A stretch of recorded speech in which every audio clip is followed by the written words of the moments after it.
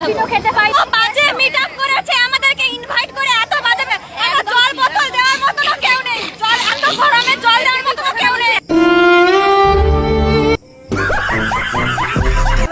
মানছি সবাইকে সেটা ভাঙা ভালোবাসা। তো গাইস সবাইকে একটা জিনিস বলছি, মিটআপ মানে কি? মিটআপ মানে হচ্ছে তোমার যদি অনেক পরিমাণে তোমার ফ্যান থাকে বা তোমার যদি ভালোবাসে, তখন একটা ক্রিয়েটার তখন একটা মিটআপ রাখে যে আমার সাথে সবাই দেখা করতে পারবে, বা কারো 1 মিলিয়ন যখন হিট করে বা যারা একটু বড় লেভেলে হিট করে তখন তারা একটা মিটআপ রাখে যে তোমরা আসো আমার সঙ্গে, তোমরা কথা বলো, আমার সঙ্গে দেখা করো আর আমাকে দেখো, ঠিক আছে? তো এইটাকে বলে মিটআপ, যেটা বিনা পয়সা হয়। বাট এখন আমাদের এই সারা পশ্চিম বাংলায় এক মিলন মেলা মিটআপ হচ্ছে। ফেসবুক মিটআপে এসে গলায় এরকম মালা কেন কাকা তোমার? তুমি কি বিয়ে করতে আইছো নাকি? ওরে বাবা রে, গলায় আবার রজনীগন্ধা মালা। ওরে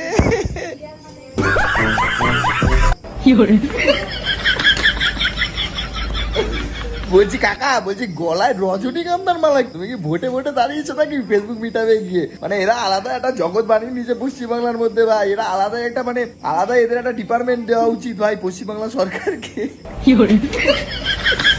রজনীগন্ধা মালা কেন গলায়? মানে তোমায় কি মালা ফালা পড়িয়েছে নাকি? তুমি কি মানে বিয়ে ফিয়ে করলে নাকি কারো? আবার মানে এই যে আমাদের বারাসাতে যে 500 জন বউ পালিয়ে গেছে, ঠিক আছে, পরক্রিয়ার জন্য, আমি পুলিশদের বলছি যে তোমরা এই মিলন মেলাগুলোয় যাও, এই যে 500 জনের মধ্যে একজন না একজনকে পেয়ে যাবে।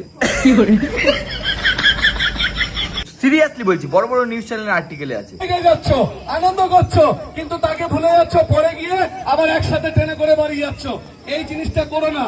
কাকা বলছে, সরি ওটা কাকা না, ওটা দাদুর বয়সী লোক আমার। তো ওই দাদু বলছে মাইকে বসে, তোমরা যারা যারা এখানে মিটআপ করতে এসছো, বৌদি বোন আমার যারাই আছো, তারা বাড়ি গিয়ে কাউকে ভুলে যেও না, বুঝলে? কেন ভুলে যাচ্ছ তোমরা? তোমরা বাড়ি গিয়েও SMS টা চলাও তাদেরকে, বুঝতে পারলে? মানে ওরা পুটকির মধ্যে একটা করে SMS টুইং টুইং করে পাঠাও, তাহলে তো উনি মজা পাচ্ছে না।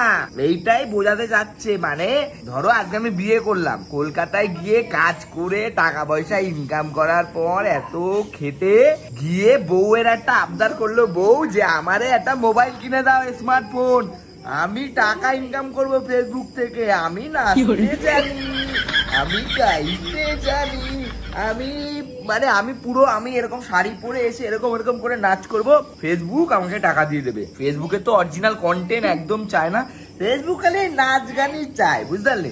তো এই যে যত ক্রিয়েটারকে দেখছে, এই দোকান দিয়েছে, কেউ বড় বাড়ি করেছে, এই লোভে তোমার বউ তোমার কাছ থেকে একটা মোবাইল নিয়ে নিল।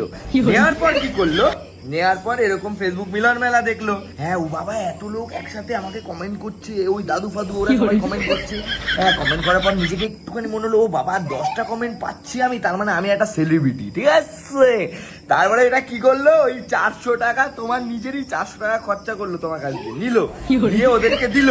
দেওয়ার পর ওই মিলন মেলা ওরা ডাকলো, তোমার বউরে কিন্তু এমনি ডাকিনি, 400 টাকা দিতে বলে। আবার তোমার বউর এই যে যাতায়াত ভাড়াতে আবার তোমাকে 100 টাকা খরচা, বুঝতে পারলে? ওই এত টাকা খরচা করে একটা টফি দিল এইটুখানি, আর টফি দিয়ে তোমার বউকে বলা হলো যে তুমি আগামী দিনে তোমাকে সবাই সাপোর্ট করবে। এই ব্যবসাটা তুমি বুঝতে পারছো না? তুমি কলকাতায় গান মারিয়ে এসে কাজ করো, তুমি এই জিনিসটা বুঝতে পারছো না কাকা? এক্ষুনি কানের গোড়ায় দিয়ে মোবাইলটা নিয়ে নাও, নইলে যে আমাদের বাড়ির সাথে 500 জন বউ চলে গেছে। তো কেমন আছে রানাঘাট?